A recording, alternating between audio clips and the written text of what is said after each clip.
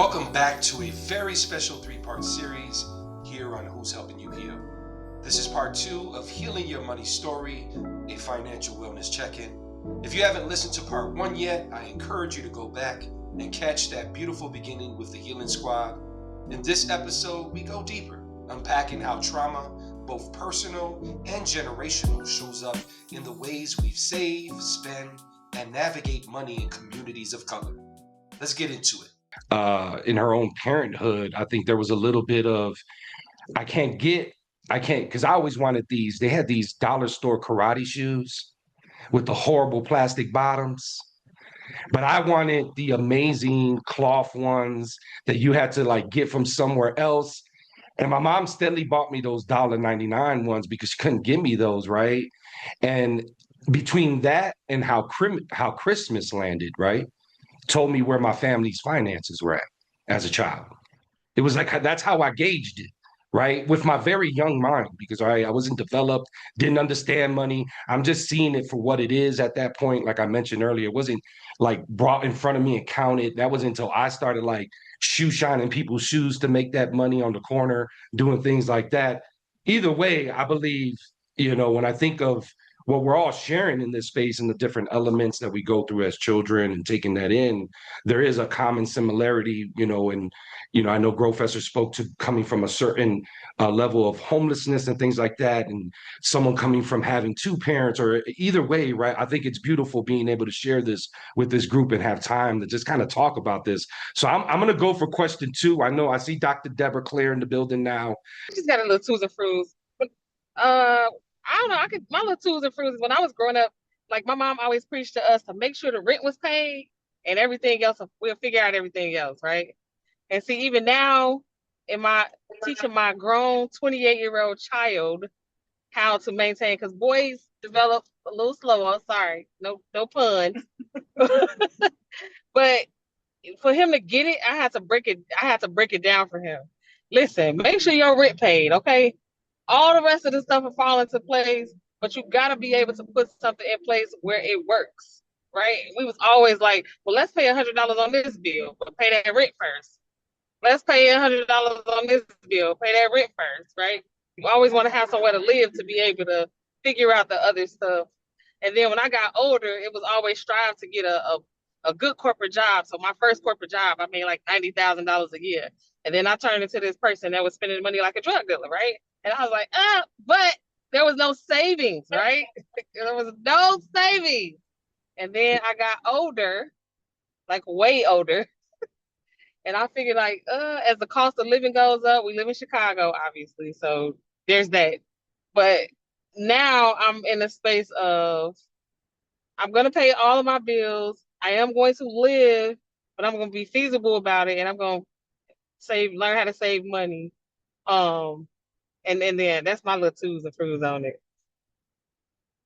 I think for me, when it came to budgeting and thinking about finance, my mom was just somebody, she was a single parent and she made it work. She made it do what it do. And so we learned as we got older. Now I don't remember having a sit down budget talk or finance talk, but what I learned about finance was exactly what Lena said, right? Pay the most important bill first and make sure you have a place to live. I don't ever remember my mom stressing about not having a place to live.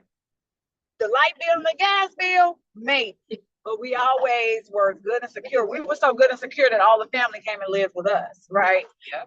And I think the other thing is the food. We always had a lot of food until we didn't have enough, right? So I think that as I got older, just being able to write out the bills, and the kids would say, "Can I have dollars for Nike and Jordan?" I was like you, Mr. Adam, we didn't have the Dollar Tree shoes, but we definitely wanted the LA Gears and the British Knights and all that stuff.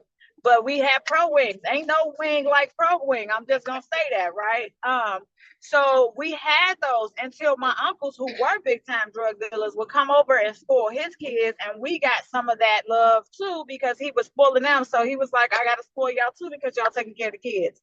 So that's how I learned about, you know, uh, uh, even name brand stuff because my mom bought Pro Wing and non-name brand. I mean, it was so bad that any of the name brand foods that people like today, remember Aunt Jemima, we don't like them because I was growed up on all these syrup, and that's what I love to this day. Like, some people got away from eating the things that they ate when they were childhood, but those are the things that I'm like most familiar and most comfortable with. Keep straight. There was also things that I just, those are the things that how I learned about like certain things and money but making sure things are taken care of was making sure that the family is taken care of in a way that you can provide for yourself and that and all things else will come. And then faith played a huge role in finances too, right? If we ain't got it, we ain't got it, but God will give it to us. So that's my thing about it. Well, I appreciate you, Dr. Deborah Claire and Miss Lena. Thank y'all for joining, even from the car too. We're gonna go ahead and keep it pushing. We have 4 more questions, and we spent a lot of time on that first one. I'm gonna put it in the chat here.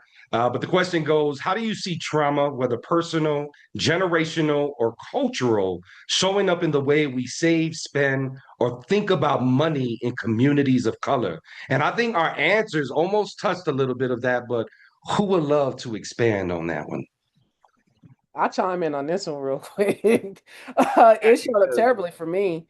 Because like Dr. Claire, I grew up on I had Pro Wings, I had XJ900s, I had Payless shoes. And I had kids who teased me. They teased That's me right. about the shoes I had, the clothes I had. Like my dad was in the Air Force, so we got our stuff on base. So it wasn't like you getting these name brand clothes, you getting these clothes from the BX. That's where you getting these clothes. So it showed up in trauma for me, and I still have to work through that because people tease me even in my 20s, even in my 30s. And so it came up for me. Like I always buy name brand things. Like people know me as Polo because that's all I wear is Polo. I wear Air Maxes. I do these things because it's trauma because of how people talked about me for so long. And it's like I couldn't say because I wanted to spend it because also my mother said, I'm gonna buy you what you need, not what you want. And she said, when you old enough to do what you want to do with your money, you do that. But obviously she left out you need to save. But I was like, I'm spending it. I'm like my uncle. He had the mindset of I'm gonna spend it because I can't take any of this with me when I die. So that was the mindset. So yeah, for me, it's personal. For me, it was trauma. It was trauma bound when I was spending money. When we're talking about trauma for us in our household and finances, I'm talking about domestic violence, right? So I grew up in a household where domestic violence was a thing. And it was a time where we had to just pack our stuff and move, right? And so we had to literally start over, figure out how to get it out the mud again, just for safety reasons, which was trauma, or even during the time that we were living in the house with domestic violence, and my mom had to figure out a way to replace items because the person who was abusing her also abused us, not physically, but he traumatized us by like taking Christmas presents from us and ruining things like that. And we come home and all the cabinets is empty of food and stuff like that. And she would have to try to figure out a way to go replace all these things just to keep us happy. So even though she was going through this traumatizing time, obviously it affected us, but she always figured out a way to make it happen. But the stuff that I see her had to do, I don't think she knew that I knew what she had to go through to get these finances to replace things just to make us happy. So we celebrated all the holidays. Valentine's Day, she wanted to make sure that, and I feel like it was a way to, it was a trauma response, and it was a way to make up, for all the things that we was going through, just to keep our minds off of it. But all the stuff she has to do to replace these things and go out and get finances without telling people, right? We had a village, we had some village, but it was always that hidden factor where you don't say nothing. Don't tell your uncles, don't tell your auntie, don't do this. And so she had to go do things to get this money to replace things just so we can get out of this trauma space. so that it wouldn't seem like we don't have our stuff together, just to hide domestic violence. So that's my piece on that one. That goes into everything. Like when we think about um majority of enslaved people moving from the south to the north, like you didn't have nothing. They just had to pick up and go. And so what's really connecting with me, Deborah, is starting over. I think about black and brown people when we're dealing with finances. How many times have we had to start over? And that's traumatic within itself because a lot of things that we work for can be null and void and gone in seconds and moments via domestic violence, via racism, via incarceration, via divorce, via breaking up in a relationship, loss of a job.